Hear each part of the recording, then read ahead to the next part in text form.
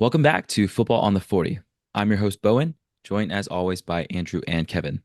This show is produced by Hamilton.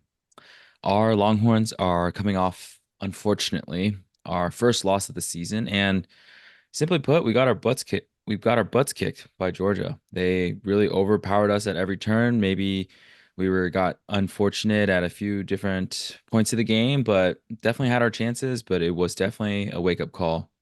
This week ahead, we head into Nashville against a finally ranked Vanderbilt team that has already unseated a number one Alabama team at home. This weekend, will there be another upset in the Music City? Will the Horns bounce back? We'll definitely get into all that and more on today's episode. And as always, remember to like, comment, and subscribe, and let us know where you're tuning in from. So, getting into it, fellas, how we doing? Kev, just saw you. Andy, you maybe smartly skipped out this weekend, but how are we feeling after this weekend? Thoughts on the game? Andy, we'll start with you first.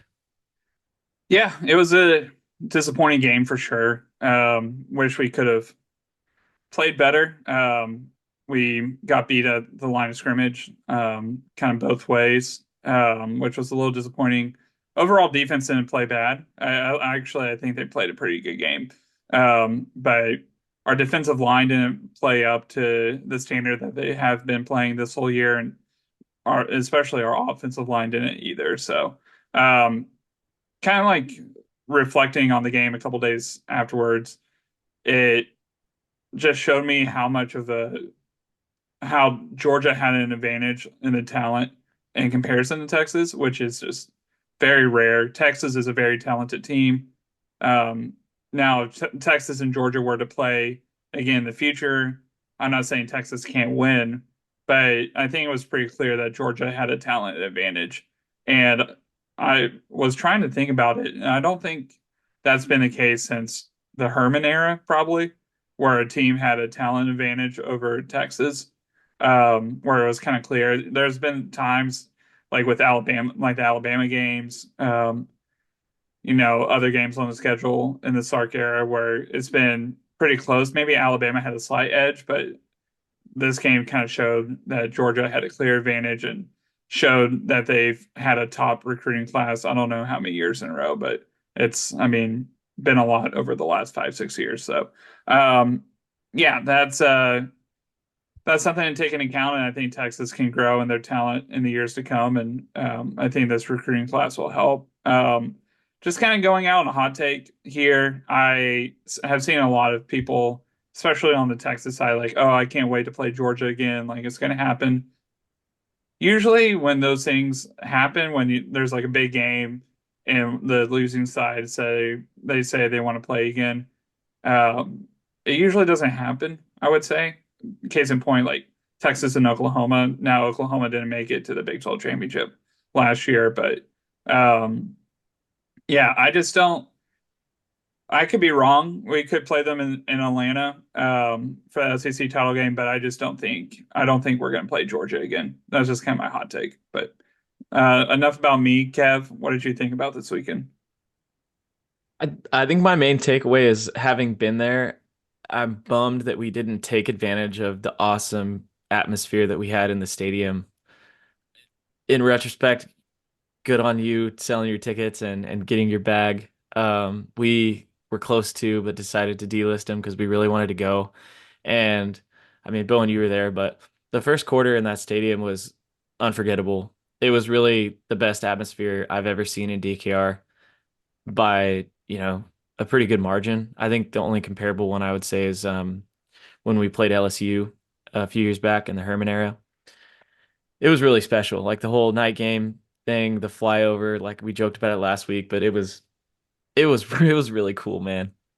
And just like the star power that we had on the sideline, I think was a really great evidence of how much attention the country was paying that game. Like um, on TV, ABC did this like 2 minute long special with I think Quavo and McConaughey, like hyping the game as if it was like, you know, a playoff game. And like just on the sidelines during the game, I'll run down this list like notable people that were on the field, right? Quavo, the actor Glenn Powell, Joe Rogan, the comedian Tony Hinchcliffe, Drew Brees, famous surfer Kelly Slater, Kevin Durant, Scotty Scheffler, Ben Herbstreit, the dog, and Jordan Spieth. I mean, it was really, really unique, I guess, for college football, especially regular season college football. Like you think back to the years when USC was really special, really good, and they had a lot going on in LA, and there would be a lot of, a lot of famous people on the sidelines. Like I'll have to go back and watch tape of one of those games, but I don't think they had that many famous people on the sideline, even for maybe like national championships. Like all the attention was there. The fans really showed up. It was really loud. I remember like telling Laurel like my ears are literally rattling like at certain points on second and third down, and that happened two or three times during the game. So in the grand scheme of things, going through that really rough stretch against OU and Georgia, like finishing 1-1, like we talked about last week, was a very acceptable outcome, we thought, and I thought. So I don't think it like hurts our season or brings our goals out of play by any means, but just like, ah, man, it would have been so cool if we could have capitalized on that atmosphere. What do you think, Bowen? Yeah, definitely. We certainly had our chances. I mean, sometimes I've been trying to avoid Twitter throughout the day because it's just sad after we lose, and my Texans lost too, so it's like double whammy. Um, but I've seen like the Trey Wisner replay where he dropped that ball when he had like clear skies ahead of him, and definitely probably would have found the end zone, but at least would have, gone for 20, 30 yards. But then I think about how many times Quinn threw it like straight into a DB and they dropped it. So I'm like, okay, it balances out. And the plastic bottle. So like, okay, we just got to move on. But listeners, we're doing something different this episode. We're gonna try to embed the mailbag. We have quite a few mailbag submissions, so thank you, and definitely keep them coming. We've got some mailbags that we want to embed in segments where they make sense. So one of the first ones is actually from my wife. She asked, she was watching on TV at home while I was at the game. She asked if we feel like Glenn Powell is the new McConaughey. It certainly feels like he's kind of like the heir apparent. Like he's definitely trying to put himself in there. But Kev, we'll start with you. Like, what do you think?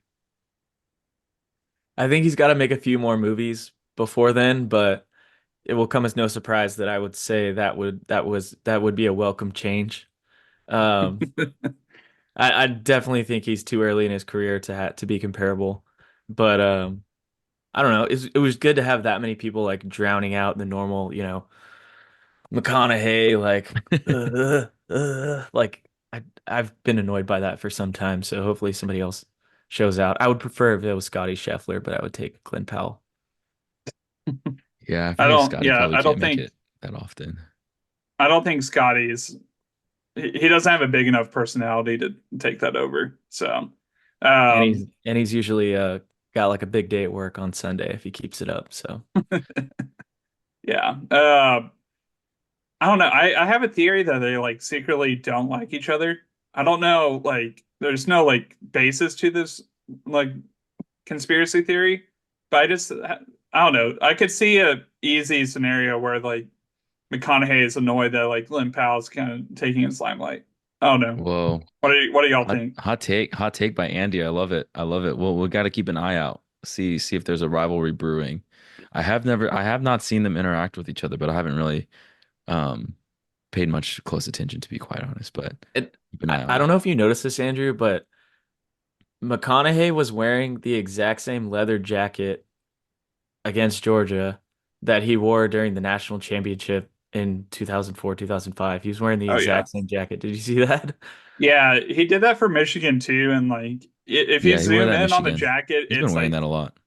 yeah, it's kind of coming apart. It's definitely I think it's past its prime, Yeah. definitely. But yeah, he loves to wear it. So um I think McConaughey has been at every game this year, which is I kind of mean, crazy to think about. yeah.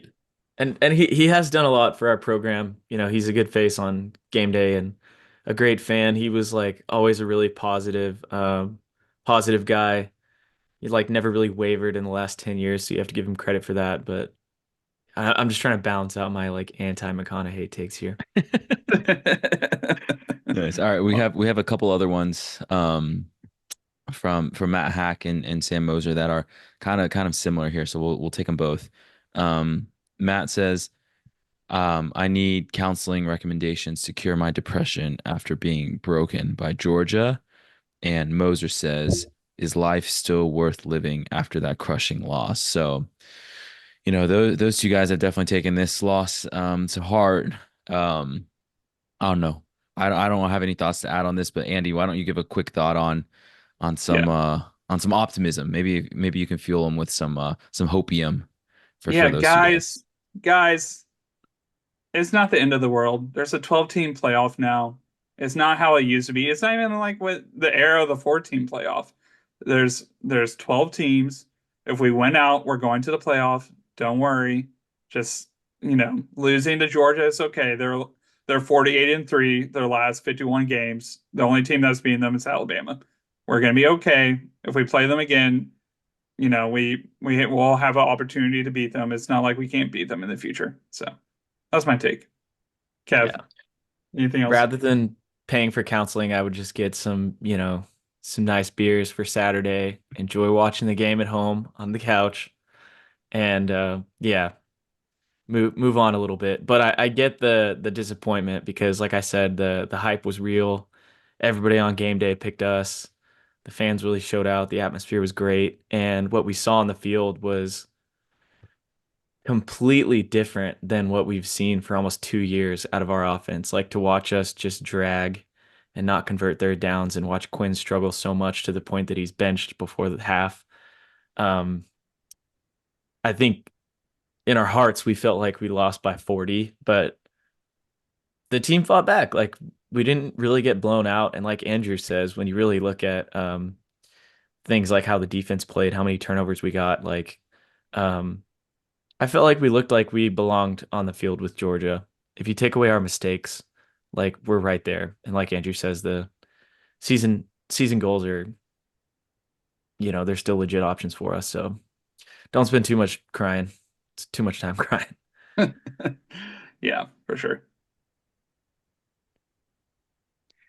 Nice. Okay, and we have a couple more before we move on to Vandy, which we will get into here. But we have a couple more. One from TJ Reiska. He mentioned that the offense looked scared, which I think we kind of agreed. Kev just mentioned, we haven't really seen our offense do that. Even like Quinn got benched to what Sark said, just to kind of settle him down a little bit, which is uncharacteristic of what we've seen. And I kind of thought the injury was affecting him, but everything after the game said it wasn't injury. It was just, we just kind of got rattled, outmanned. Andy said, out talented as well. So that was real rough. Okay, so last mailbag for this Georgia game, and then we'll turn the page to Vandy. But if you were watching the game or if you were on Twitter at all, we all saw something very unprecedented this past weekend, which the it actually started. I actually saw it. It wasn't the student section that started it. I saw a fan like on the opposing, like around the 50. They were actually the first one that broke the plane, and I saw them throw a water bottle onto the field. I saw it from where we were sitting, and then I saw the barrage of water bottles from the student section. It was just raining down. It was pretty hilarious to look at. Water bottles and other drinks. And the for listeners, for those that didn't catch the game, Georgia, Texas intercepted the ball, and then the refs called a pass interference on us. That was a pretty bogus call. And then after all that barrage, they ended up reversing the call, that was the unprecedented thing, because that's literally never happened before in all of my years of watching pretty much any sport, that an audience could intervene, and the crowd really got into and affected the game. And so, today, on Monday, we've kind of been handed a bunch of different reprimands by the Southeastern Conference and from the president and Matthew McConaughey and all this other stuff. But that'll figure itself out. The question from Shannon Mathis is, which podcast hosts would have thrown their beer onto the field last weekend if y'all were currently college students? So thinking back to, I guess, 2012, Kev, Andy, and Bo, which one of us would have thrown Well, I guess it wouldn't have been 2012, but you know, in college, when would we have what excuse me, which of us guys would have thrown our beers? Andy, we'll start with you first. Do you think you would have? There is zero chance I would have had a beer at the game. No, it would not have been beer. Uh, I usually drink like water at games. I just don't Okay, like so to insert water consume bottle. stuff. Yeah, yeah, just The assume water bottle. spirit is, Uh, would you have partaken in the I barrage? would say there probably would have been a 5% chance. I would have had to been really upset. But highly likely I would not have done that. What about you, Kev? What have you done?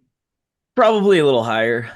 But I vaguely remember a similar incident when we were in school, and in the fallout, we found out that they had such good cameras that they could like spot individuals doing certain things in the stands. And even when we were students, we knew that you had to behave because you could very easily be identified. And unless Yeah. you were like a Texas Hellraiser or whatever it's called, where you're basically wearing a whole costume, you're showing your face, you got to behave. So um, my chance is higher than yours, but like you were saying, Bowen, with the whole context of everything, like they got that call just completely wrong. I think the referee actually like the mistake wasn't what he recognized on the field, it was the information that he delivered to the head ref and the way that it was called. Like he actually accidentally switched it up. And that was coming at a time where I think a few minutes before that, we had just had a huge return called back off of a kickoff for a questionable holding call. So, from the fan perspective, you're like, are you kidding me? Like, Georgia's been great, getting great field position. We finally get a chunk play, momentum swing, and it's called back again. So, being there, like, I understand the frustration, but it was kind of a scene, not a good look for Austin to have like 1,000 water bottles on the field. However, I will say I haven't seen any reports of anyone being hit. So, students got good aim. I love it. I love it. Yeah, I probably would have done it. Pretty simple. If I, I probably wouldn't have been the first one. I definitely wouldn't have been the first one, but if everyone would have done it, I would have gotten into it too. Um, if we were students now, Yeah. when we were students back in our day, we had assigned seats, so it was a lot easier to identify based on where we were. But anyway, that Also, was I will note that the fact that it was coming, most of the stuff was coming out of the student section just based on where they sit in the stadium. The percentage of water bottles versus beers on the field was remarkable, I thought. Like, I guess students now are taking their hydration way more seriously or just drinking less in general. Like, nobody's talked about that, but there was almost no beers on the field. It was all Dasani. So, it's true. It's true. Yeah. I just wish we would have won. Now it's just gonna be a meme and we didn't even get a win out of it. But Yeah. it's all good. It's all good. Like I said, we got to turn the page. We got to look ahead to Vandy, who will definitely be no slouch. Um, Andy, why don't you get us started? Who is Vandy? What do we need to know? Yeah, get us into it. Yeah, for sure. So last week we didn't do quick facts about Georgia. There just wasn't enough time to dive into it. But we're going to bring it back for Vanderbilt and bring it back for other schools for the rest of the year. So get ready for that. So let's start with 5 quick facts. Not sure if this is still the case, but when we were applying to colleges our junior, senior year, Vanderbilt had more valedictorians apply to Vanderbilt than their incoming freshman class. So once I heard that stat, I was like, "There's no way I'm getting in." Wasn't even close to being a valedictorian, so did not even try to apply. But I did visit their campus before my senior year. Second one, 94% of all students, undergrad students at Vanderbilt, live on campus all 4 years, which is with me. I'm in the student housing sphere for my professional work, and that is an extremely high number. That's not usually the case for student housing at a major university. It's pretty high if it's like 20-30%, if that's the case. So 94%, extremely high. Number three, I thought this was really interesting.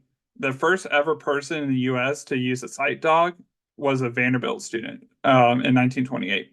So did not know that was a thing, but yeah, that caught my attention. Um, Number four, Anderson Cooper, who is a last Vanderbilt. I think he has a couple kids, but I don't think they're biological, based on my research. But yeah, he did not go to Vanderbilt, which is interesting. He went to Yale instead. And then lastly, let's go over famous alumni. Al Gore went to Vanderbilt, did not graduate. He went to divinity school, which that shocked me. I was not expecting him to go to divinity school, but it was actually kind of cool. He was trying to find his faith and trying to deep dive in a little deeper after his time in Vietnam. Um, but he dropped out of that. He dropped out of law school. Greg Abbott, the current governor of Texas, went there for law school. James Patterson, I feel like every time you go to an airport, you see someone reading his book or in the gift shop at an airport. It seems like his books are always there. Skip Bayless, everyone's favorite. He went there. Dierks Bentley went there, I think, for a little bit. Amy Grant, Christian singer, and then lastly, Jay Cutler. Um, he recently made some news being arrested, but yeah, he was a probably their best ever quarterback to come from there. But yeah, anything that like kind of caught y'all's eye with the quick facts there? I think it's interesting that Al Gore studied religion before creating one. Love it. What is that a global warming joke? Yeah. Yes. Oh gosh. Classic. Also, my mother will love that. She left us a mailbag this week missing the notable alumni segment. She said, maybe I missed it last week, but I really enjoy the notable alumni information on each week's episode. Bring it back if you removed it. If not, just like Emily Litella on Saturday Night Live, dot dot dot. Never mind. Um, I don't get that reference, but I will Google Emily Litella tonight. Thanks, Mom. Appreciate the support. Um, no, I think Vanderbilt as a school is interesting. It makes me want to look into the history of the school because of the name. Obviously, the Vanderbilts are a really famous family in American history. So I just looked a little bit into the founding of the university and the family and their financial history a little bit. So the family and their financial prowess started with Cornelius Vanderbilt, who before his death in 1877 donated $1 million to help found the university. That's roughly $30 million today, so a pretty good amount, but not for him because when he died, he was worth 100 to 105 million, which is around 2 or 3 billion in today's dollars. So very wealthy guy. I think their wealth comes mostly from the shipping and the railroad industries around that time. Um, his son, William Vanderbilt, inherited most of Cornelius's money. And when William died, his net worth was equivalent to 200 million, which is $52 billion in today's dollars, which I found interesting because the family's so prolific and the Vanderbilt name is so prolific in history. You tend to think like surely they were a lot richer than like the Bezos, the Zuckerberg, the Elon Musk, but actually, you know, the guys that we're dealing with now are several times over more wealthy than the Vanderbilts. And then lastly, Andrew, you mentioned it. Anderson Cooper is a descendant of Gloria Vanderbilt, who actually squandered her portion of the estate. It was once valued at $200 million. And when she died in 2019, it was only worth 1.5 million. So Yeah. Anderson's actually totally self-made to his credit, which is pretty interesting. But Yeah. we got a football game ahead of us, so we'll get out of the history books. They've been playing football for quite some time, so just tell us about their program, kind of their culture, their history in football. Yeah, they've been playing for a while, since 1890. So roughly around the same time as Texas.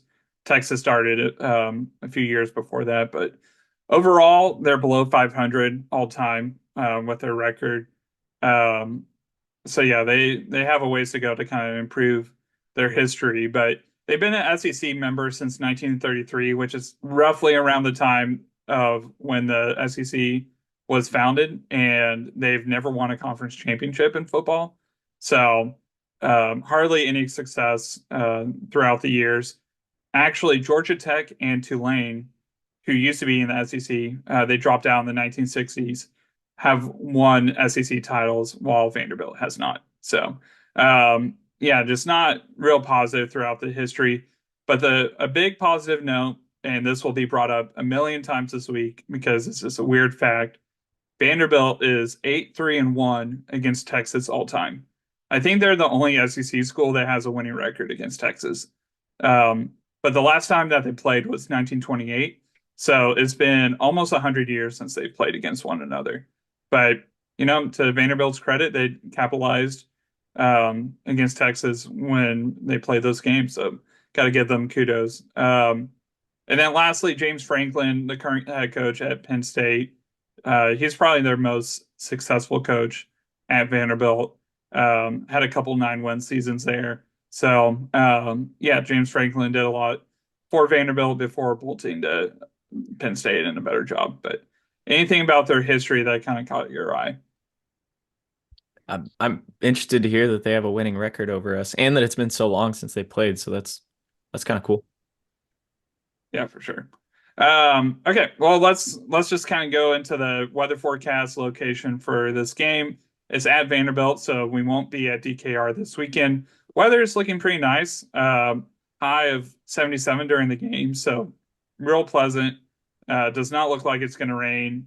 Like 5 to 10 mile per hour winds, so not going to be too breezy. Um, the game's going to be on the SEC network at 3:15. So everyone to kind of mark your calendars for that. And then capacity wise, only 40,000 people can fit at their stadium. So roughly the same size as Baylor Stadium. And Vanderbilt is kind of known for not showing up to their home games, but with the rejuvenation of their football program this year, I would expect more Vanderbilt fans to be there, especially given that it's a farther trip for Texas to make it. But I'm sure there's going to be a good amount of Longhorn fans that weekend. A fun weekend in Nashville is probably hard to pass up. So, yeah, that'll be good. And Kev, break down the season so far for Vanderbilt. Yeah, I think a lot of people know about their big win, but they actually only have two losses so far. They beat Virginia Tech week 1, beat Alcorn State, had two losses in a row. They lost in a close game to Georgia State, and then lost to Missouri, who's a decent team. Famously beat Alabama at home in Nashville, 40-35, which wasn't a fluke, actually. Vanderbilt was ahead almost that entire game, and it was must-watch TV. And impressively, they followed up that win against Alabama with another win against Kentucky, who's a decent SEC team on the road. So since Alabama, they beat Kentucky, they beat Ball State. They're kind of on a streak. Like the team's not bad.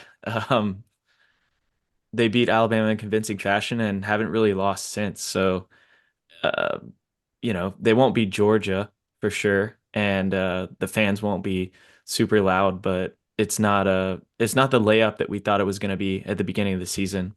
One other interesting thing that I wanted to mention was after they beat Alabama, I think we talked about this a couple weeks ago. Their students took down the goalpost and walked it all the way down. What's the street called? Like the bar street, all the way Broadway. down Broadway into the river in Nashville, which is about 2.5 miles walking with a goalpost. Hmm. And I was thinking like, if we took down our goalpost, how far would it be to get to Lake Austin? And it's actually almost a mile shorter than the Vanderbilt students walked their goalpost. So much shorter walk for us to do that next time Georgia comes to town and we beat them. But yeah, they've had a legit season so far. They got a relatively new head coach that's trying to make an identity there and an exciting transfer quarterback that I think we've all heard about. But let's get into their team, their coach, and some of the strengths and weaknesses we should look for this weekend. I'm trying to think of like the logistics of carrying goalposts out of DKR. And like I don't know, do you just go up the main tunnel? Like I assuming like people are allowing students to take the goalposts, like how would you get out of DKR? I don't know how you would. Yeah, I'm not sure. You'd probably have to take it up into the stands in the new South End zone over the Deep Eddy or Tito's vodka bar in the southwest corner, then get it Yeah. over the gate, which is like 15 feet in the southwest corner. But it'd be pretty difficult to do. Yeah. definitely would be. But yeah, going back to Vanderbilt, looking at their coach Clark Lee, he's been their coach since 2021. Um, had a decent year two, kind of slid back. I think they were 2-10 last year, but they've really improved this season, as Kevin has mentioned. And Vanderbilt, they love to have the ball as much as possible. That's kind of the name of the game with Vanderbilt. Against Alabama, famously, they had 42 minutes of time of possession. Um, so 42 minutes out of 60 minutes is an insane amount of time. Alabama only had the ball 18 minutes, and yeah, it was hard for them to play a game like that. But Clark Lee, he's really imposed his style on that program, and he was a fullback at Vanderbilt from 2002 to 2004. So he is an alumni. Made sense for him to go back there. It was his first coaching opportunity, but I think he has a place there for a little bit until a better job opens up. But yeah, 14-29 overall. Not great if you look at it, but for Vanderbilt standards, it really isn't that bad. He took over a terrible program and he's made it into something that's worth mentioning. And they're going to be, I don't know if they'll be a player for the SEC crown this season, but they're going to be a good team. They're most likely going to make a bowl game, and they're going to be very respectable at the end of the year. Uh, Diving into their offense, Diego Pavia, he is a transfer from New Mexico State. New Mexico State, I think they had 10 wins last year. If not, it was like 9 wins. They upset Auburn at Auburn. That was a real notable game at the end of the season, right before the Alabama game. He doesn't throw the ball a ton. Has only thrown for about 1,400 yards on the season, about 200 yards a game. He is completing about 66% of his passes. It's a lot of quick game, a lot of short stuff, but I mean, he's kind of like your ultimate X factor. Um, games growing up, a lot of time announcers would try to point out like who's the X factor in the game, blah blah blah. But like Diego Pavia, he definitely would be the one, would be the X factor. But yeah, he loves to run the ball. He's actually their leading rusher on the season. Has 470 yards on the season, 4 yards per carry. I don't know what that is sack adjusted, but he's been able to, use his legs a lot. He's I want to say he's fast, but he's very quick, if that makes sense. So he's dangerous with his legs. He's probably not going to break a run for 80 yards, but he could easily break a run for 20. So Texas will have their hands full for stopping him. Okay, what do you got? I was just gonna add, like, he's definitely the guy to watch. Agree with everything you said. Leading the team in rushing. The guy in his post game press conference, or like on field talking to the media after he beat Bama, said adamantly that he was like really inspired by Johnny Manziel. And he is kind of a poor man's Johnny Manziel, the way that he runs around and extends plays. He wears number two because of Johnny. And I looked into his recruiting background a little bit and I found a really cool nugget that I want to share.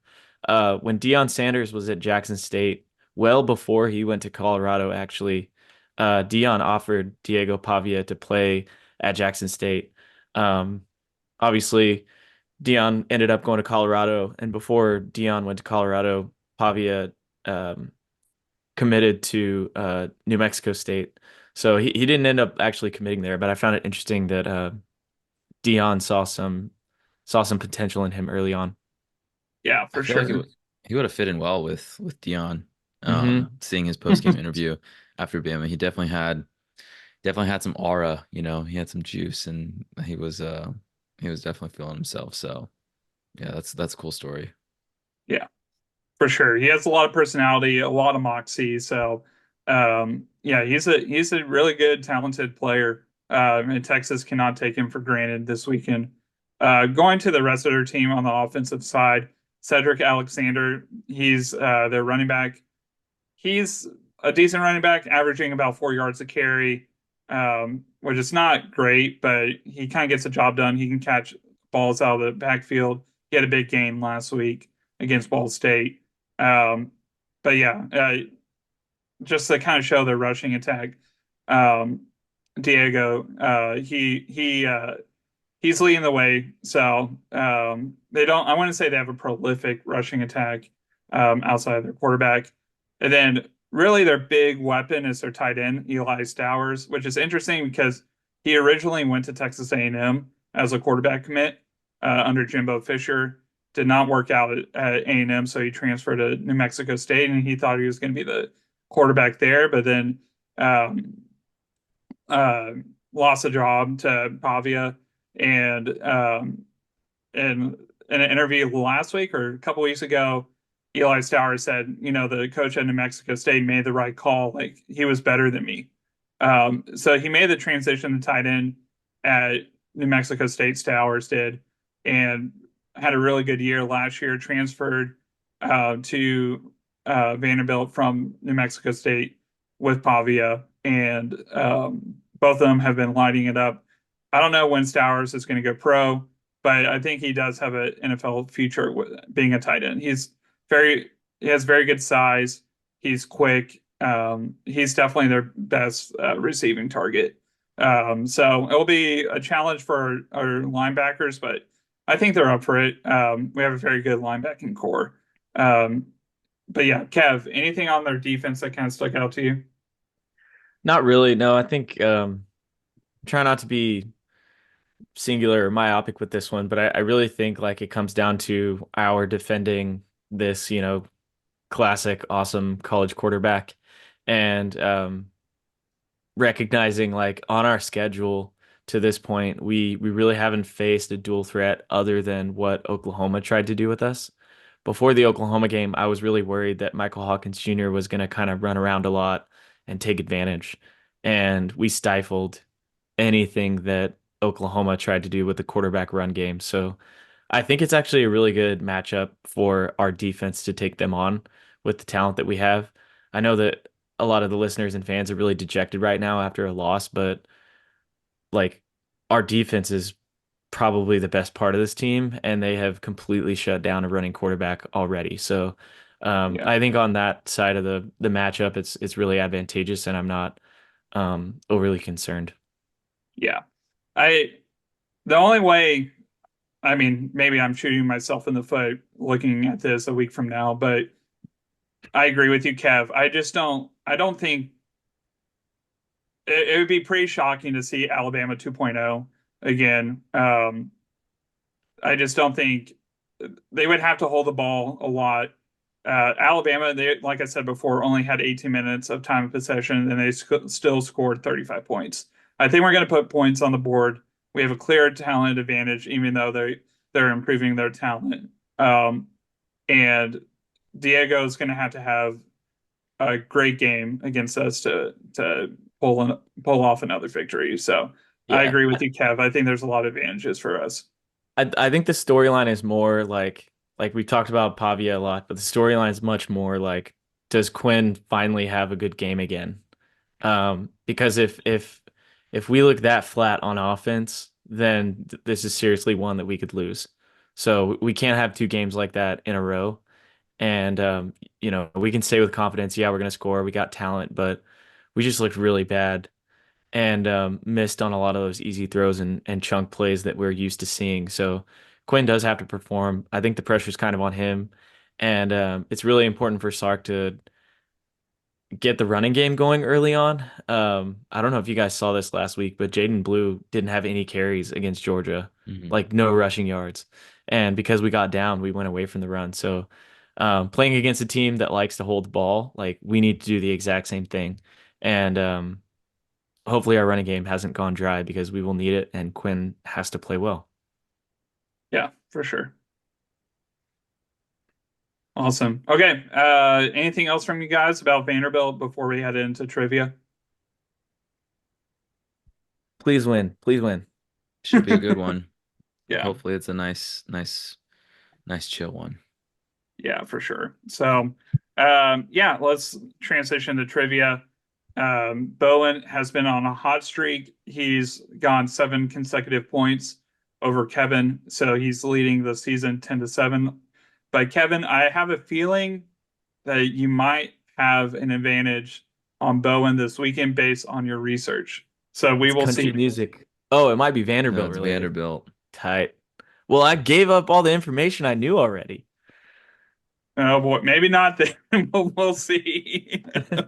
Maybe that's not to your advantage, but we'll see. We'll see. Okay, first question.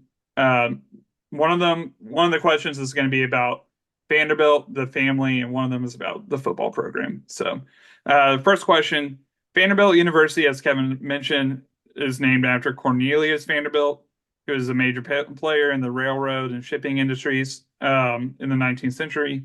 His grandson built the largest private residence in the U.S. Where is this residence? Bowen, I'll let you go first, and then Kevin. Let me know when you're ready. Are you looking for a city or a state or?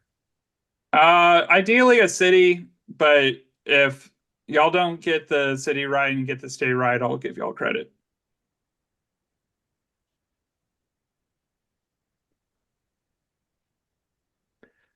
If we don't get the state, do we go with the closer state? No, you Ah, had to at least get the state. 'cause I remember reading this and I can't remember exactly what it was.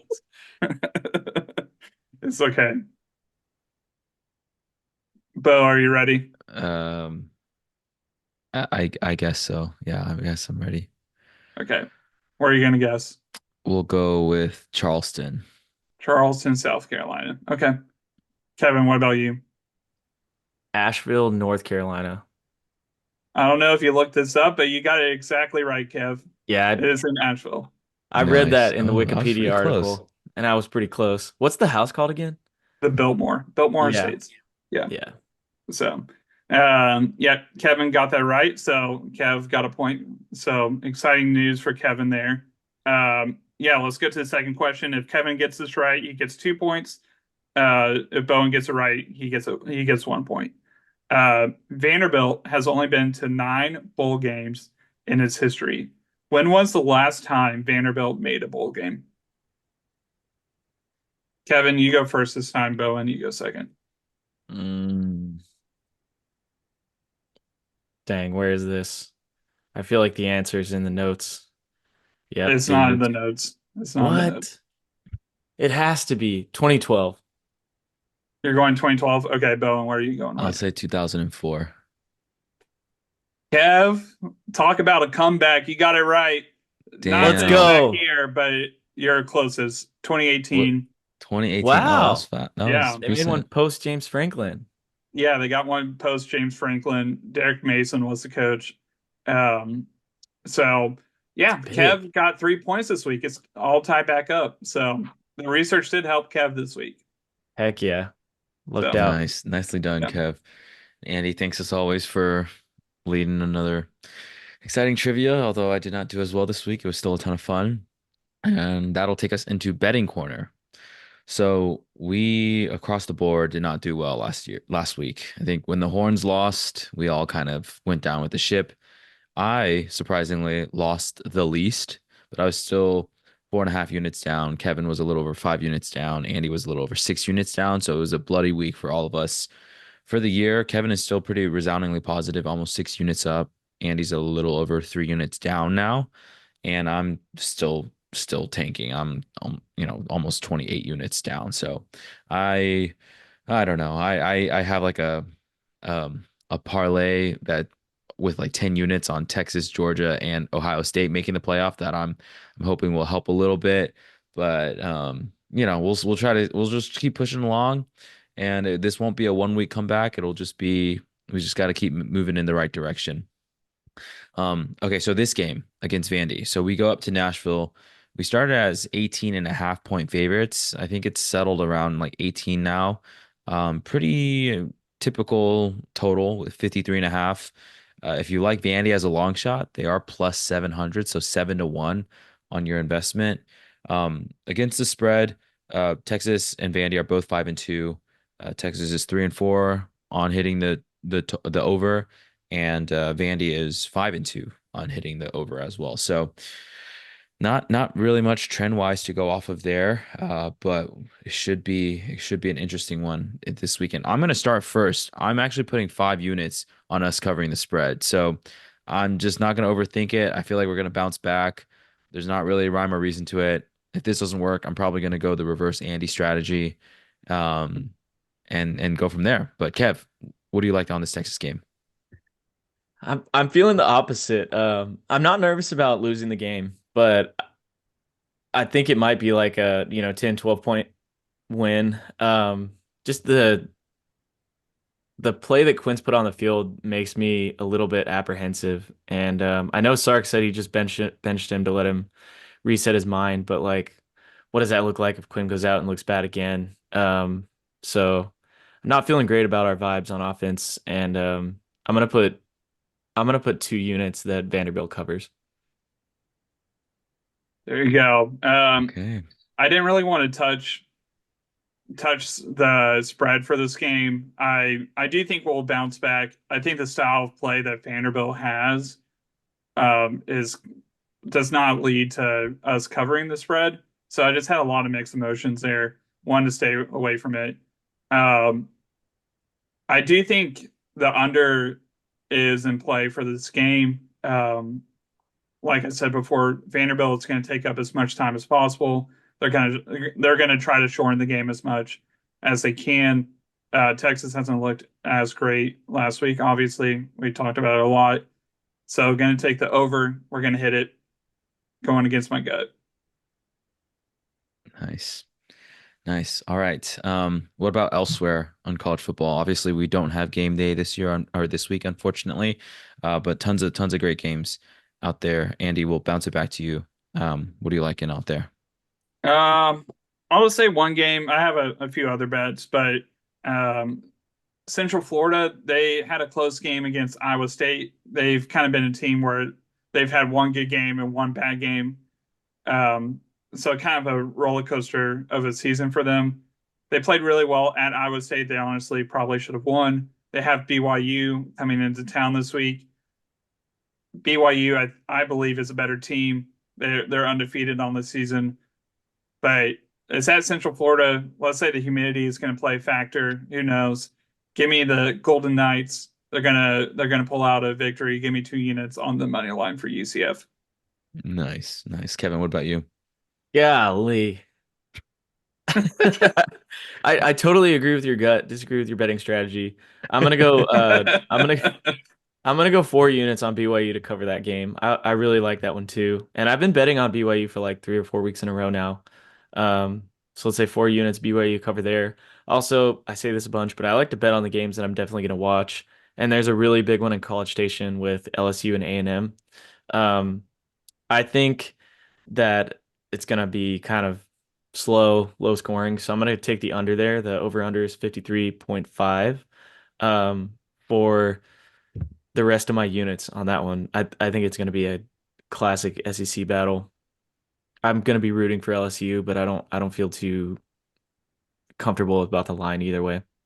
Yeah. Either Nice. result that of that game is good for Texas. So it'd be great if LSU won. It would not be the end of the world if A&M won. So it's a good result either way for Texas. Yeah. What about you, I bud? like that. I like that. I don't have anything else in college football. I have some stuff on the NFL, but we don't have to go into those here. I have one. I'll just detail one. I have one parlay with the Cowboys. I mean, definitely a noted not Cowboys fan, but they're 5.5 point underdogs against the Niners, who don't look very good. So I'm taking them to cover 5.5, and then I'm taking the Broncos to cover 7.5 against the Panthers, who also look very bad. So I have them on a 2 unit parlay. So hopefully we'll bounce back a little bit from there. All right, I'll get those bets in, fellas, and let's go into score predictions. Kevin, what do you think? What are you thinking? Like I said, I think we win. I don't think we cover. I got us 35-23. All right, Andy. Yeah, gotta hit the over somehow. So give me 38. Man, that's a little too high. Maybe give me 35. 20, 35-20. There you go. On the fly. I like 38-13. I think the defense is going to come out, maybe get a score. And yeah, offense hopefully bounces back. Hopefully I, Isaiah has another healthy week under his belt. that is very interesting to me because after one loss, we've completely forgot all the times we scored 45 to 55 points. And against Vanderbilt, we have not chosen more than 38 points for the Horns.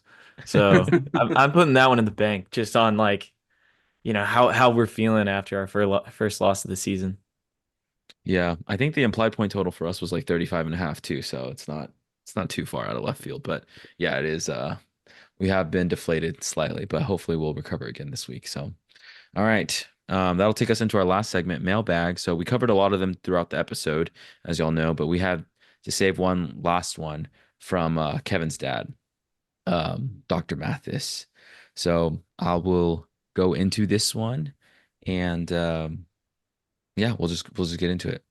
He says, "Dear Football on the 40, Kevin's granddaddy, Ray Mathis, would be tickled to know that he was even mentioned on the pod. To be complete, it should also be stated that he received his PhD in history from UGA as well. Concerning one of last week's trivia questions concerning recent University of Texas football opponents and if they were from the original 13 colonies. Though not one of the original 13 colonies, the territory that would become Alabama would be claimed by the nations of Spain, France, and Britain and changed hands several times, in fact. Four of the five civilized Indian tribes, Choctaw, Chickasaw, Cherokee, and Creek, called the land home before the European and British invasions began. Many of these tribes, as you know, would be eventually moved to the Indian Territory north of the Red River. It seems appropriate to disparage Oklahoma at this time, but after this weekend, us Longhorns should just focus on ourselves, it seems to me. Alabama would then go on to achieve statehood in 1819. Thanks for providing us listeners with such great content, fellas. Keep up the good work and hook 'em. I sincerely remain not only a student of history, but most importantly, at this time of the year, a Texas Longhorn fan. Charlie Mathis. Hook 'em, Wow. Dad. What a treat. What a treat. Listeners, well, Mr. Mathis, thank you first and foremost for listening and for the submission. But I love history. That was a great history lesson for you listeners and maybe a fun fact or two, or three in that little submission. So yeah, we definitely appreciate it and keep them coming. Mr. Mathis, if you would like to, or any other listeners out there, if you have any comments, suggestions, feedback, or life advice, we're happy to take those on the pod. So yeah, that'll do it for us this week. Thanks again for listening. We're hoping for a nice game against Nashville for those of y'all that are attending. Moser, I don't know if you are, but if you are, we hope that the Vandy fan base is kinder to you than Michigan or the Sooners. But if not, wherever you might be joining or watching from, we hope you all enjoy the game, and we'll see you on the next Football on the 40. Hook 'em.